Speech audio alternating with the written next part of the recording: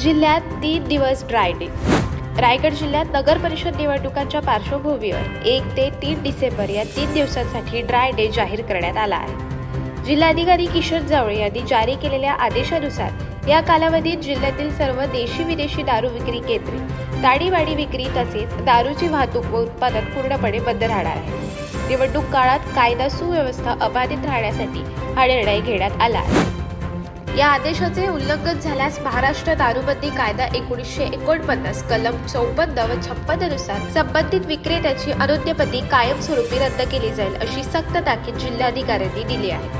दारू विक्री आणि वाहतूक करणाऱ्यांवर लक्ष ठेवण्यासाठी उत्पादन शुल्क विभाग आणि पोलिसांच्या विशेष भरारी पथकात तैनात करण्यात आले आहेत। रायगड जिल्ह्यातील अलिबाग, खोपोली, श्रीवर्धन, मुरुड, जंजिरा, रोहा, महाड, पेण, उरण, कर्जत व माथेरान या नगर परिषदांमध्ये निवडणूक होत आहे। नगर अध्यक्ष पदासाठी 34 आणि नगरसेवक पदासाठी 595 असे एकूण 629 उमेदवार रिंगणात आहेत। 308 मतदान केंद्रांवर 2 डिसेंबरला मतदान होणार असून 2,37,503 मतदार मतदान करणार आहेत व मतमोजणी 3 डिसेंबरला होणार आहे। ड्राय डे जाहीर असल्याने सोमवारपासून 3 दिवस दारू विक्री बंद राहणार आहे। त्यामुळे तजवीज न केलेल्या मद्यप्रेमींचा घसा कोरडा राहण्याची वेळ येणार आहे, तर अनेकांनी आधीच स्टॉक करण्यासाठी दुकानांवर गर्दी केल्याचे चित्र पाहायला मिळत आहे।